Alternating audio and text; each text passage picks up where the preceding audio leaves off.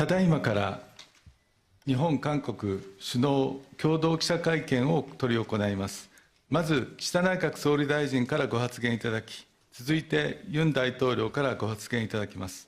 それでは岸田総理、よろしくお願いします。はい。まずはユン・ソンニョル大統領のご訪日を心から歓迎を申し上げます。今週に東京では桜の開花を迎えましたが、長い冬の時期を抜けて、二国間訪問としては、約12年ぶりに韓国の大統領を日本にお迎えいたしました。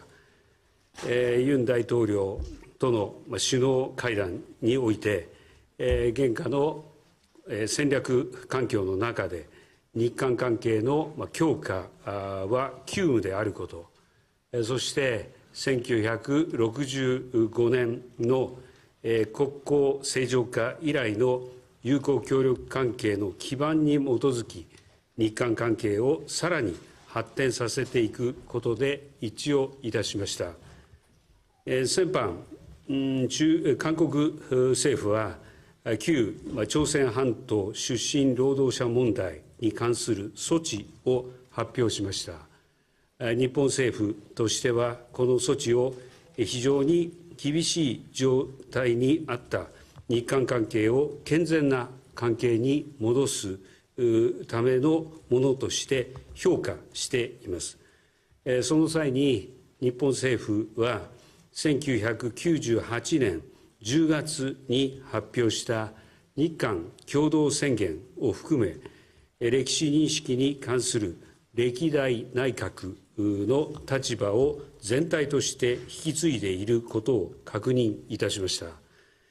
今後、措置の実施とともに、両国間の政治、経済、文化等の分野における交流が力強く拡大していくことを期待いたします。日韓関係の新たな章を開く、そのために今回、ユン大統領との首脳会談において、両国の首脳が形式にとらわれず、頻繁に訪問するシャトル外交を再開させることで一致をいたしました。また、日韓関係については、多岐にわたる分野で政府間の意思疎通を活性化していくことで一致をいたしました。具体的には、まずはこれまで長い期間中断していた日韓安全保障対話、日韓時間戦略対話を早期に再開すること、そしてハイレベルの日韓中プロセスを早期に再起動する重要性について一致をいたしました。また、新たに日韓間で経済安全保障に関する協議を立ち上げることといたしました。さらに、輸出管理分野においても進展がありました。今後、各政策分野で担当省庁間の対話を幅広く推進していきます。また、民間の交流・協力は、二国間関係を下支えする屋台骨です。今般のユン大統領の訪日を契機として、両国の経済団体が未来志向の日韓協力・交流のための基金を創設すると表明したことを歓迎いたします。政府としても未来を担う若者の交流を引き続き支援していきます。今や両国の交流が戻り、それぞれの訪問外国人数において、日韓はお互いに最大数を占めています。今後、人的交流の活発化と関係改善の好循環がさらに加速化することを大いに期待をいたします。また、現下の厳しい安全保障環境についても、ユン大統領との間で認識を共有しました。とりわけ、今朝の ICBM 級弾道ミサイルの発射を含め、核・ミサイル活動をさらに進める北朝鮮への対応については、日米同盟、韓米同盟の抑止力、対処力を一層強化し、日韓、そして日韓米3カ国の間でも安保協力を力強く推進していくことの重要性を確認いたしました。北朝鮮との対話の窓は開かれているということに変わりはありません。そして拉致問題についてはユン大統領から改めて力強い支持をいただきました。さらに、この歴史の転換期においてを実現する重要性について確認をし、法の支配に基づくを守り抜くため、同志国が力を合わせていく必要性について認識を共有いたしました。今般のユン大統領の訪日は、日韓関係の正常化にとって大きな一歩となる訪日となりました。この後予定されている夕食会でユン大統領ご夫妻とさらにじっくりお話ができることを楽しみにしております。今回の訪日を契機として信頼と友情が育まれ、日韓関係が大いに飛躍することを期待しております。以上です。岸田総理、どうもありがとうございました。続きまして、ユン大統領からご発言をお願いいたします。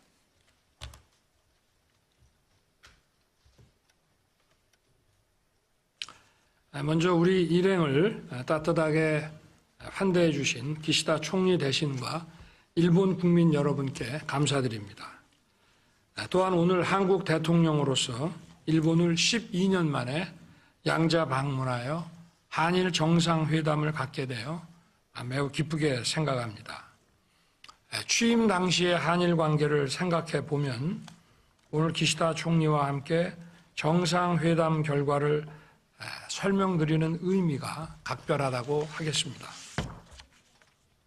한국과 일본은 자유, 인권, 법치의 보편적 가치를 공유하고 안보, 경제, 글로벌 어젠다에서 공동의 이익을 추구하는 가장 가까운 이웃이자 협력해야 할 파트너입니다.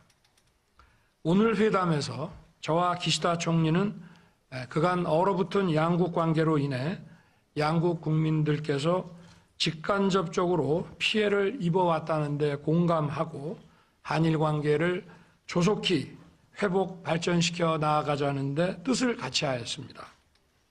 양국의 미래를 함께 준비하자는 국민적 공감대에 따라 안보, 경제, 인적 문화 교류 등 다양한 분야에서 협력을 증진시키기 위한 논의를 더욱 가속화하기로 했습니다.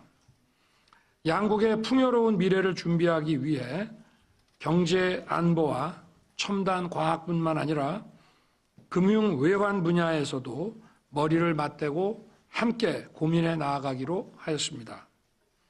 이를 위해 외교 경제 당국 간 전략 대화를 비롯해 양국의 공동 이익을 논의하는 협의체들을 조속히 복원하기로 합의했습니다.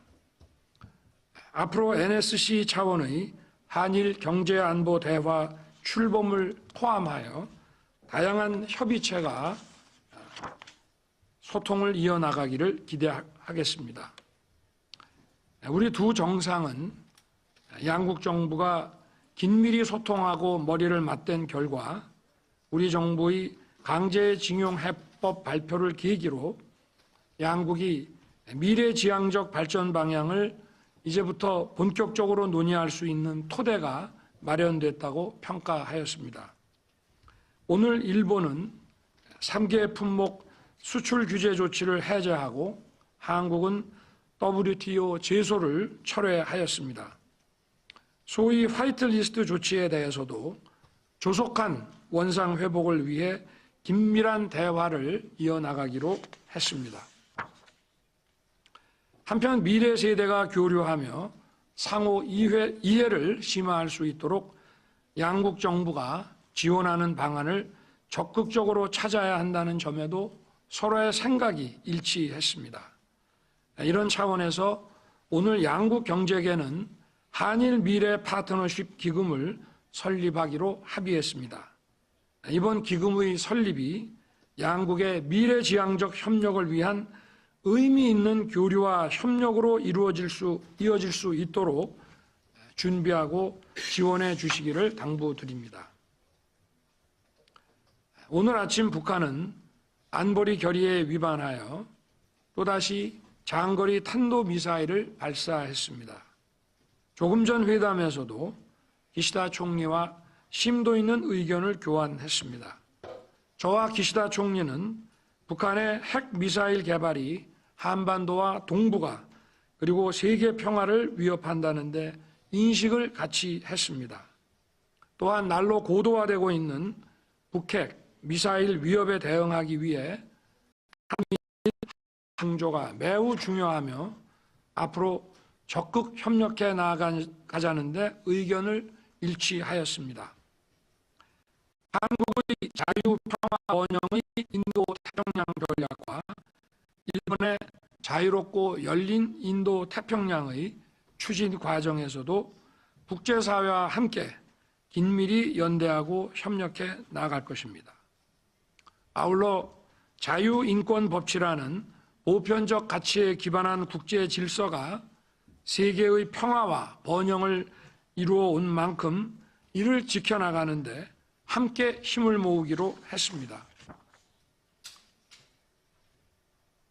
올해는 과거를 직시하고 상호 이해와 신뢰에 기초한 관계를 발전시키고자 1998년 발표된 김대중 오부치 공동선언이 25주년이 되는 해입니다.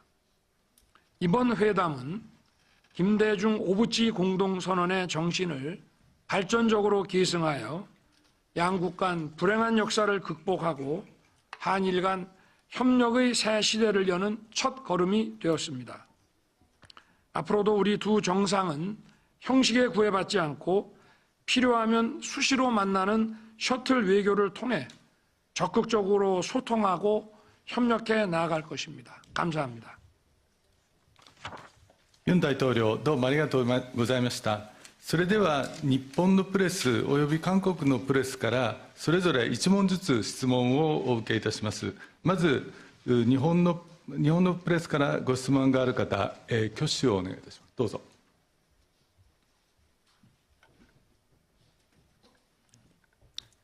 こんにちは。アンニョンハセヨ。毎日新聞の今野と言います。韓国政府の発表した徴用工訴訟の解決策について岸田総理とユン大統領に伺います。韓国財団が日本企業に代わって賠償相当額を支払うことになりましたが、財団が日本企業に相当額の返還を求める求償権の問題が残っています。総理、大統領はそれぞれ求償権の扱いをどのように考えておられますか。また、岸田総理には日韓首脳によるシャトル外交について改めてその意義と岸田総理の訪韓の時期はいつ頃を想定されているか伺います。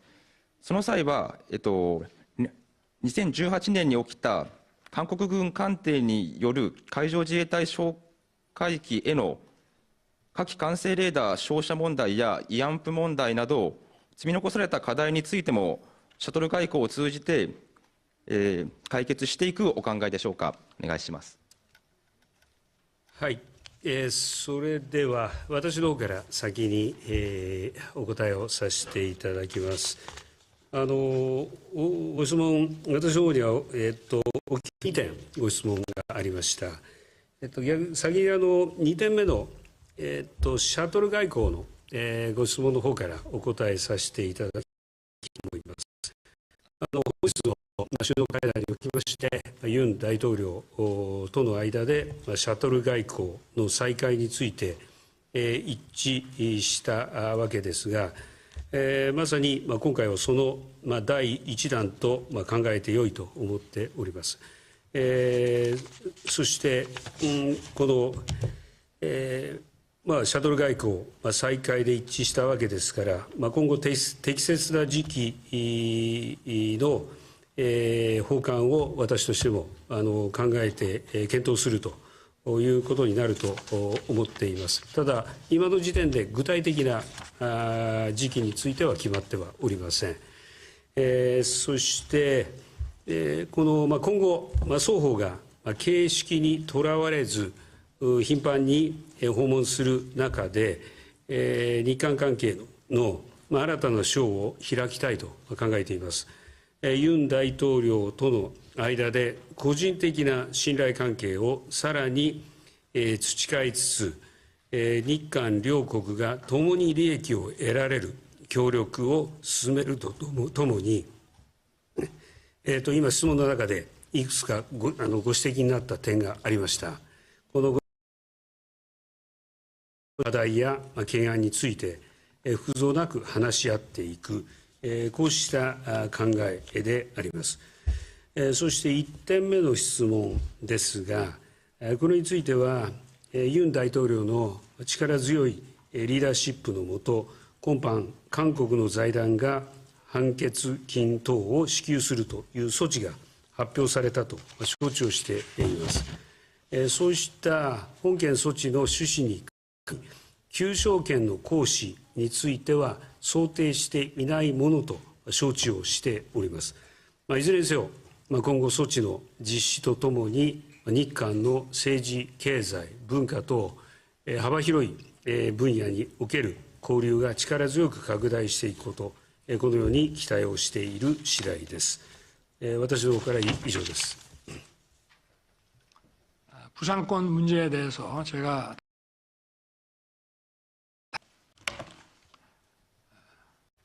그동안 한국 정부는 65년도 그 협정과 관련해서 강제징용 피해자들에 대한 배상 문제를 정부의 재정으로서 처리를 했습니다.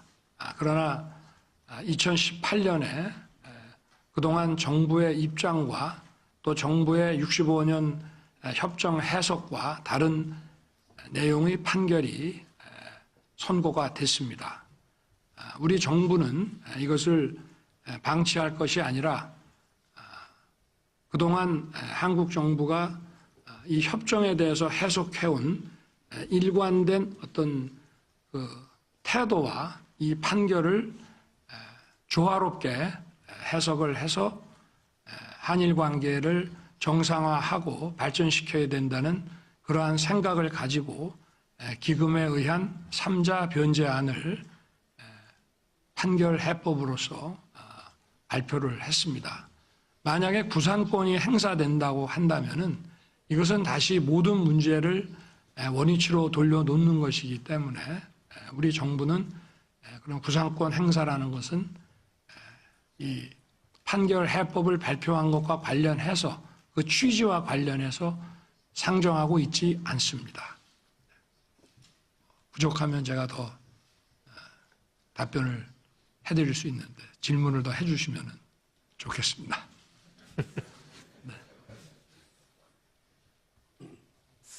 ありがとうございました。次に韓国のプレスからご質問がある方は挙手をお願いいたします。 네, 한국 기자분들 손 들어주세요. 네, 헤럴드 경제 박상현 기자 질문해 주십시오.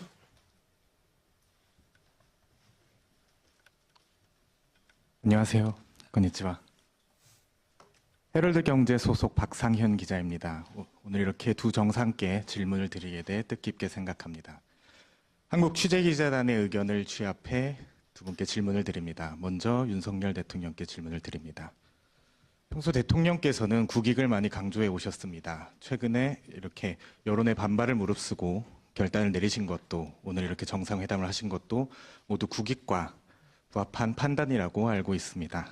그렇다면 이번 회담 결과로 우리가 얻을 수 있는 국익은 무엇이고 그 국익이 국민들을 만족시킬 만한 수준이라고 보시는지 말씀 여쭙습니다. 기시다 총리께도 한 말씀 여쭙습니다. 한국의 노력에 비해 일본 측의 호응 조치가 부족하다는 한국 내 여론이 많습니다. 이를 호전시키기 위해 총리께서 직접 하시거나 혹은 윤석열 대통령께 제안하고 싶으신 게 있는지 답변을 부탁드리고 싶습니다. 감사합니다. 먼저 제가 답변을 드리겠습니다. 우리 한국의 국익은 일본의 국익과 제로섬 관계가 아닙니다. 저는 윈윈할 수 있는 국익이라고 생각합니다. 그리고 이번 해법 발표로 인해서 양국 관계가 정상화되고 발전한다면은 먼저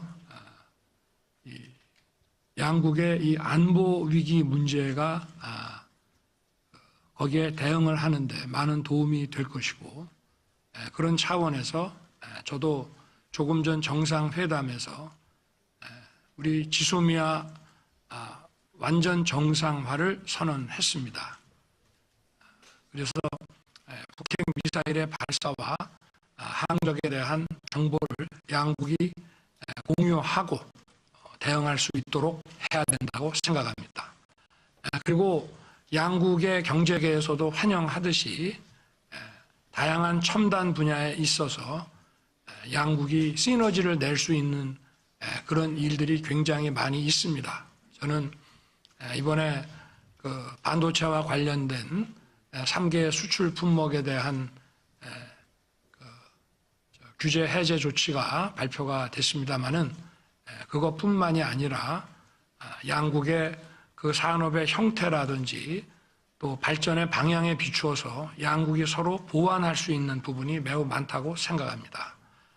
그리고 무엇보다 양국 국민들이 상대국에 대해서 가장 방문하고 싶어하는 나라 1순위로 꼽고 있을 뿐 아니라 일본이나 한국이나 외국인 방문 중에 일본은 한국이, 한국은 일본이 가장 많이 방문하는 그런 나라입니다. 그렇게 해서 양국의 국민 간의 교류가 활성화되고 또 문화, 예술, 학술 교류가 더욱 왕성해진다면 양국이 함께 얻을 수 있는 이익은 대단히 크다고 생각합니다. 저는 그것이 국익이고 우리 국익은 일본의 국익과 공동의 이익과 배치되지 않는 거라고 생각합니다. はい、それでは私に対する質問についてお答えさせていただきます。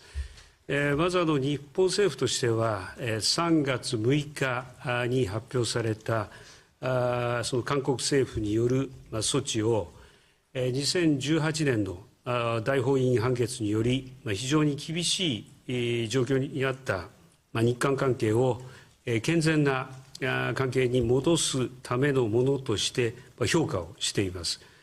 そして今回の発表契機としてこの措置の実施とともに日韓の政治、経済、また文化等の分野における交流が力強く拡大していくことを期待しています。そしてご質問は日本側の呼応措置についてのご質問でありましたが、本日もいくつかの具体的な成果が見られたと考えていますし、今後とも両国で頻繁に連携し、一つ一つ具体的な結果を出していきたいと思っています。今般のユン大統領のご訪日、これは二国間訪問としては12年ぶりのことです。そして今回、シャトル外交についても再開を確認する、また多岐にわたる分野での政府の意思疎通を図っていく、強化をしていく、こういったことでも一致をしました。今後、私自身もユン大統領との間において、個人的なこの信頼関係を確認をし、緊密に意思疎通を図っていきたいと思います。そうした取り組みを進める中にあって、具体的な結果を一つ一つ日本としても出していきたいと考えています。以上です。ありがとうございました。以上をもちまして、日韓首脳共同記者会見を終了いたします。両首脳ご出席賜りました皆様、ありがとうございました。プレスの皆様は、岸田総理とユン大統領が退場されるまで、そのまましばらくお待ちください。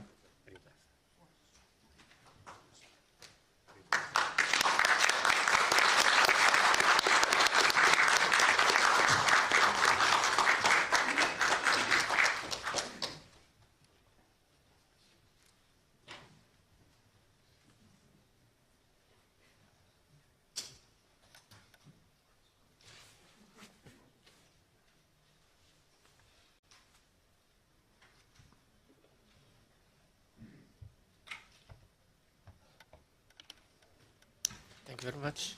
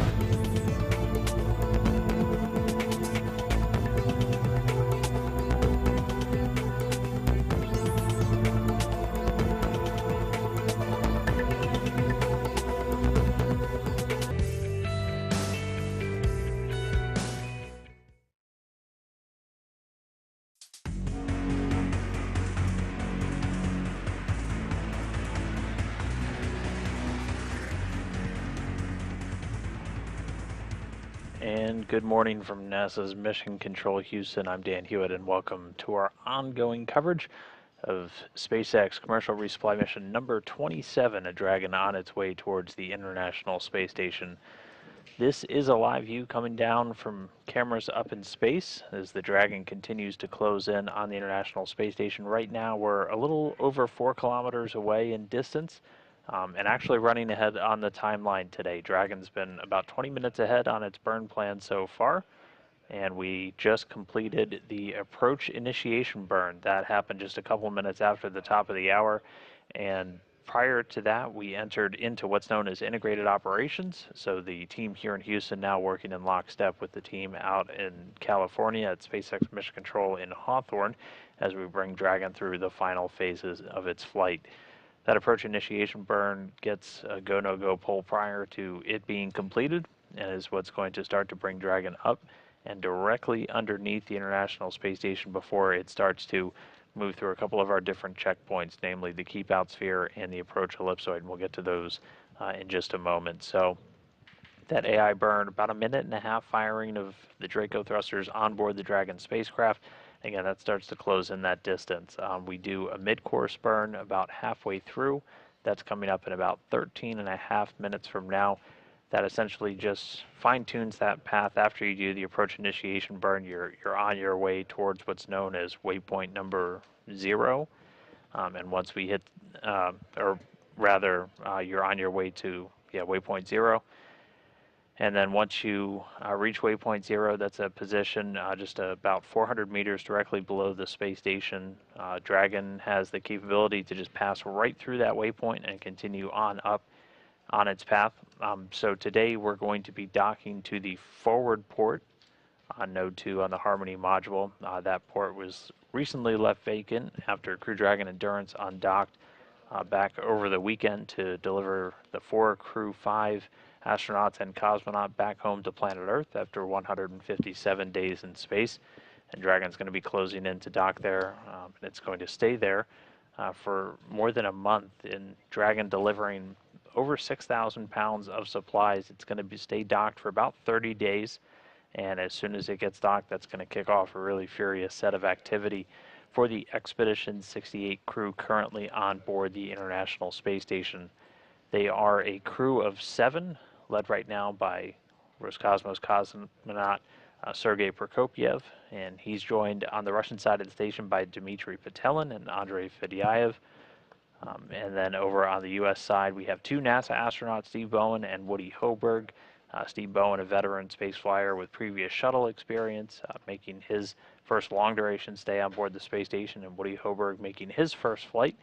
We also have NASA astronaut Frank Rubio, who's been on board for several months now, and then Sultan Al Niyadi from the United Arab Emirates, who's making his first flight into space and is the first long-duration crew member from that country, and the first long-duration crew member not from one of the primary 5 partner agencies to spend a long-duration mission on board the space station. So the crew is awake, and they've been stepping through their day so far. They'll have a couple of constraints that come into place once Dragon gets close. Namely, we don't have any exercise happening on board the station while Dragon's going through those final docking operations, just to make sure they're not sending any vibrations or things of that nature as we start into that docking process. We're going to have 2 crew members on board, with Woody Hoberg being prime and Steve Bowen backing him up to monitor Dragon's approach. Again, this spacecraft flying completely autonomously. It's going to execute this approach and docking just using its own flight computer, plotting out and executing all the different burns and maneuvers necessary. They'll have equipment set up inside of the space station where they're going to be able to monitor that approach, and they are in the loop. So you have several different controls where the team in Hawthorne can send commands to the vehicle to make it manually break out abort if we run into any issues.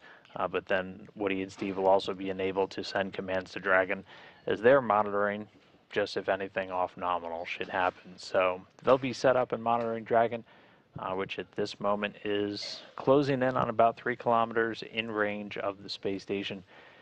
And again, its general approach is going to continue upward. We're heading to a point just 400 meters directly below the space station, and that's going to be waypoint 0. Before we get there, the teams here in Houston and in Hawthorne are doing joint go, no-go polls, essentially giving Dragon the go-ahead to proceed past waypoint 0 and move on to waypoint 1. That'll be a spot approximately 220 meters directly in front of the space station onto what's known as the docking axis. So again, since we're going to that forward port, we're going to be right in front of the space station, and this will put it not perfectly lined up, as we won't do that final alignment until we're a little bit closer, but essentially on that docking axis. So if you were to draw a straight line through the space station, straight through the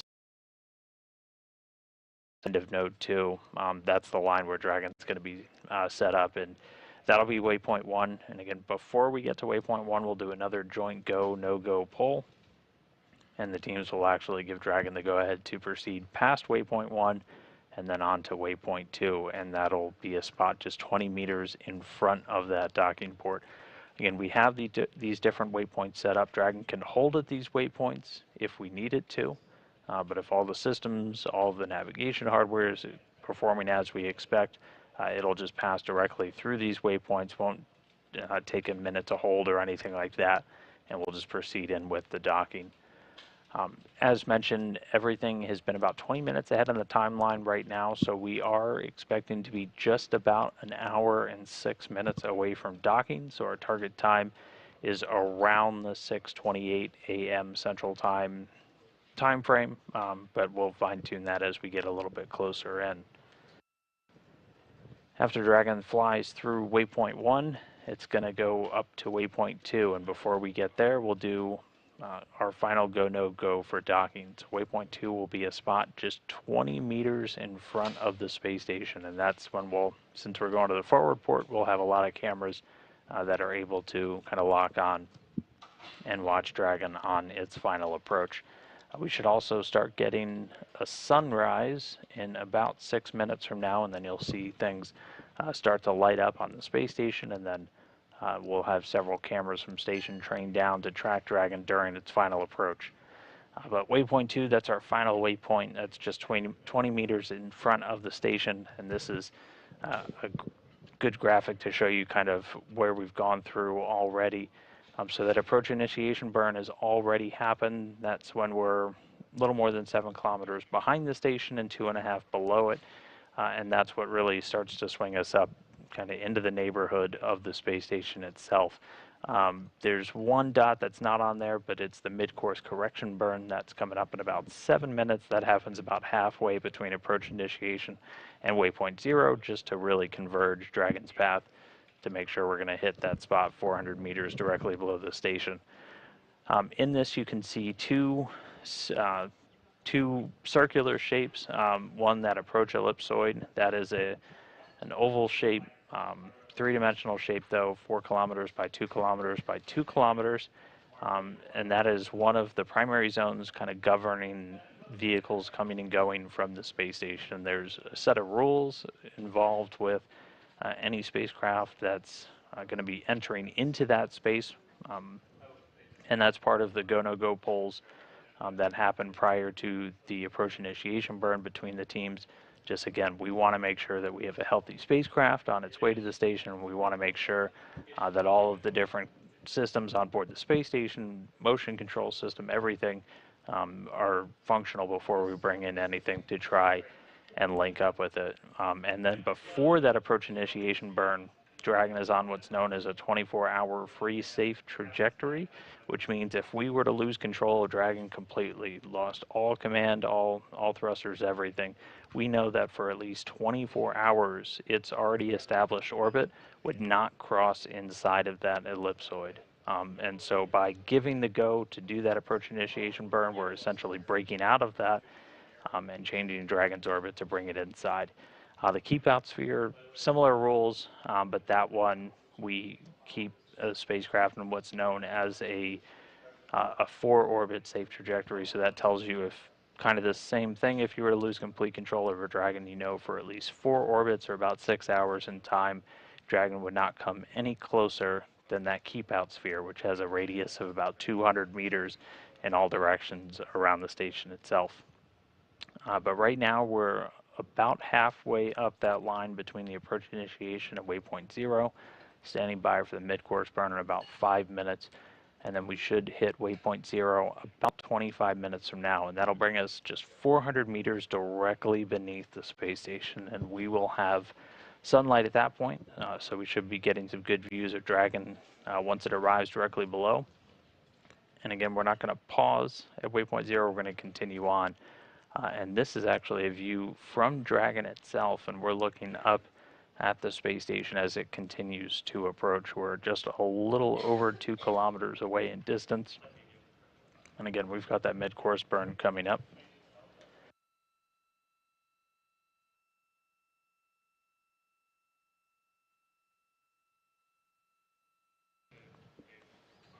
Again, that mid-course burn coming up in about 4 minutes. That's going to just basically fine-tune our path up to the space station at waypoint 0. So this is a view from station looking down at Dragon. You can tell by the green and the red lights. We often get asked why the different colors. That's telling you basically the port and starboard side of the spacecraft. You always have to think in 3 dimensions whenever you're doing orbital maneuvers, so those lights just basically give us a very clear visual reference of which side of the vehicle that we're looking at. And that flashing light just an additional navigational aid. So we can't see it right now, but we're actually looking essentially right down at the very top of Dragon. The nose cone you can kind of make out is open and swung up over to the very top part of the vehicle. So it's going to continue to approach, and if you're wondering what are all the different colored dots, those are actually dead pixels on the camera. The sensors are essentially exposed to the radiation environment of space without any of the shielding that we have protecting stuff inside the station. So as they take radiation hits over time, those pixels can die and degrade in the sensors. And so that's why we've got kind of the Christmas lights going on as it's dark, so they're a lot easier to spot. But Dragon continuing to close in. We're under 2 kilometers away in just about 2.5 minutes to that mid-course burn. And then again, that's going to send us up to waypoint 0, which will be just 400 meters below the station. And we're not going to pause there. Everything continues to look good. They'll do a final go, no go to move past that within the next couple of minutes. So usually about 10 minutes before we hit waypoint 0, we'll get the go, no go to move beyond it and approach waypoint 1.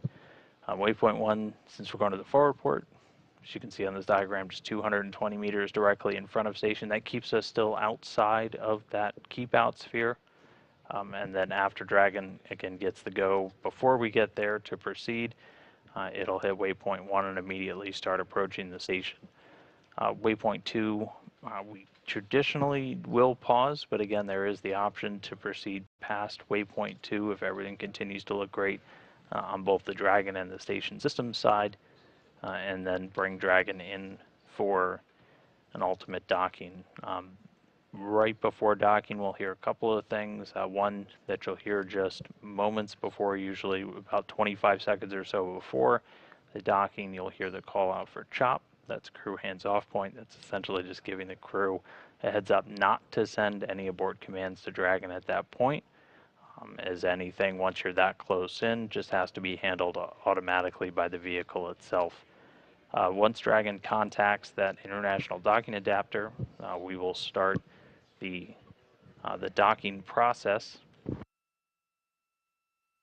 So Dragon has a capture ring mechanism on the very top of it, and that's what's going to make that initial contact and then draw it in close to the docking adapter itself.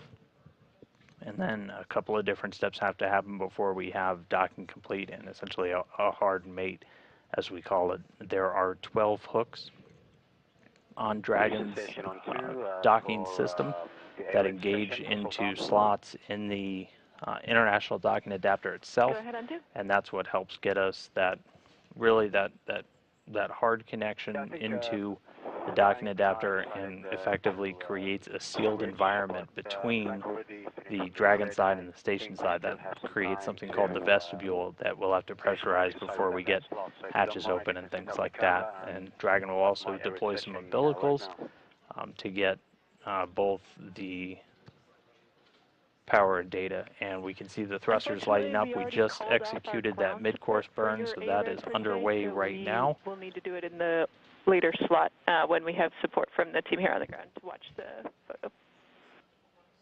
And here in confirmation, we got a good mid-course maneuver, so Dragon just converging on waypoint 0. We're about 20 minutes away until it reaches that. It'll be just 400 meters below the space station. You're seeing kind of the occasional bursts. Those are coming from the Draco thrusters on board the Dragon spacecraft. There's 16 Dracos that it's going to be using throughout its flight on orbit. This version of Dragon does not have Super Dracos. Those are only used in aborts on the crewed version of the Dragon spacecraft, but there are 16 Draco thrusters. Each one provides about 90 pounds of thrust in the vacuum of space. There are 4 on the forward bulkhead, which is what's looking directly at us, essentially.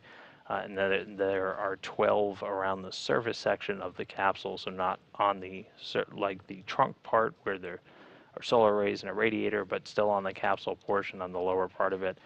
And they're in 4 different clusters of 3 thrusters. And those are what we're going to see being used for all of these maneuvers. So those are just automatically firing to maintain Dragon's pointing its attitude towards station, as there's a couple of pretty critical navigation items that we're going to be using for this approach. Again, Dragon flying itself autonomously. It's got a couple of different tools at its command to help simply tell it where it is, talk to station, find out where station is as we do this final approach. Some of the primary ones are GPS units. Dragon has both absolute GPS units, which are the spacecraft communicating with GPS satellites to give itself its position in space, and then what's known as RGPS, or relative GPS. And so those are navigation sensors and antennas on Dragon that are talking directly to essentially a similar system on board the space station. And so the 2 vehicles are able to use their own GPS data to talk to each other, and that helps really fine-tune where they are in relation to each other and telling Dragon's flight computer essentially where it needs to go.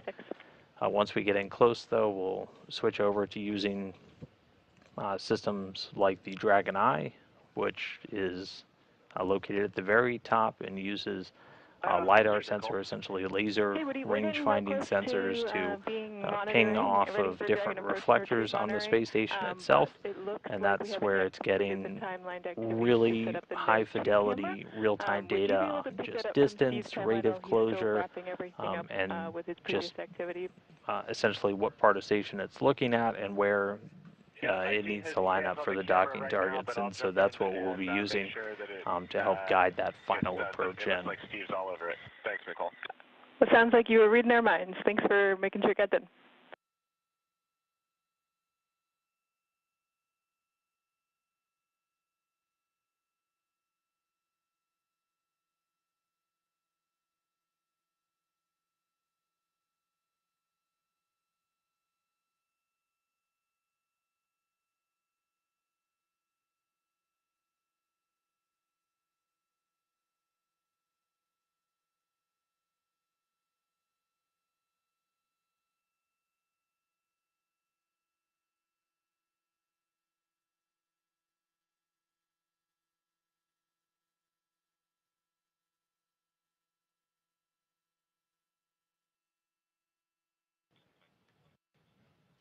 So at this moment in time, we're about a minute away until Dragon crosses inside of that approach ellipsoid.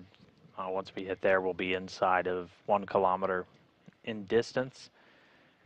And we're still about 16.5 minutes away from hitting waypoint 0 just about 400 meters below the space station, but everything continuing to go smoothly so far this morning. Again, we're about 20 minutes ahead on the timeline so far, so docking should be just about 53 minutes from now. That'll continue to get tweaked as Dragon either holds or just proceeds right through these different waypoints, but that'll put our docking time at about 6:28 a.m. Central Time.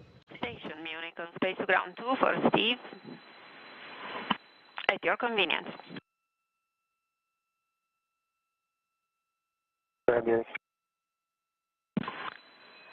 And Steve, first of all, thank you so much for all the work you did today on immunity assay, and I should say actually this week. And second thing, we have a remaining cubic 6 activity this afternoon, and we would like to offer you to either do it today or we can replan it for tomorrow. And this is just to make sure that you can get some free time for the ISS crew orientation. I'll get to it today. I'll do the restow here after we get SpaceX docked, and then I'll be able to get to that this afternoon. Perfect. Then we'll talk to you later. Thank you.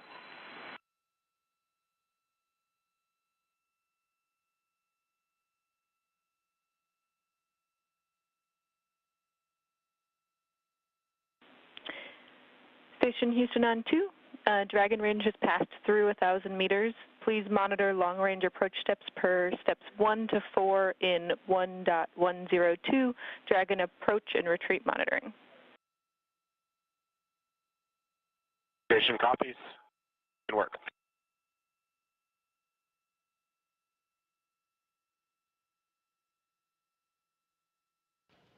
And just now you heard the Capcom here, Mission Control Houston, Nicole Lewis, who was recently selected to be a flight director and is currently serving as a Capcom as well. The first time we've had somebody actively training to be certified as a flight director also serve as a Capcom. She just gave a heads up to NASA astronaut Woody Hoberg on board.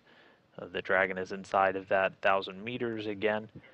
So we are inside of the approach ellipsoid. We're actually about 870 meters away in range right now, continuing to close in on waypoint 0, coming up in about 13 minutes and 45 seconds. She was giving him a call to essentially start going through a couple of steps. The crew has procedures on board that it's anytime you hear them call out a number, in this case it was 1.102, that's their rendezvous and approach monitoring. And again, Woody Hoberg has different displays and tools set up, so he's able to monitor Dragon's telemetry in real time and send commands to the vehicle if required.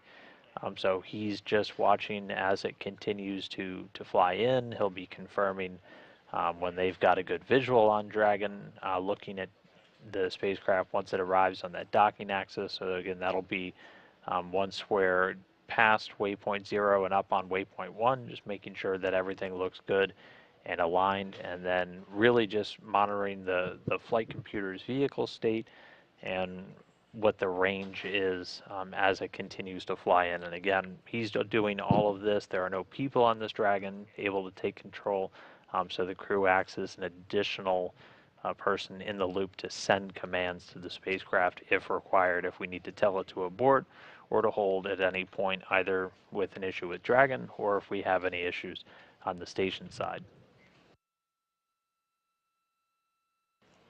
And there's several steps that happen on the station side just to get ready for a Dragon spacecraft. The different console positions here in Mission Control Houston responsible for essentially commanding and flying the space station. And they're doing everything from configuring solar arrays to be in a specific orientation just to make sure they're not getting any excess plumes from Dragon's thrusters as it flies in. And then the ADCO position here in Mission Control Houston has some very specific steps to take with attitude control.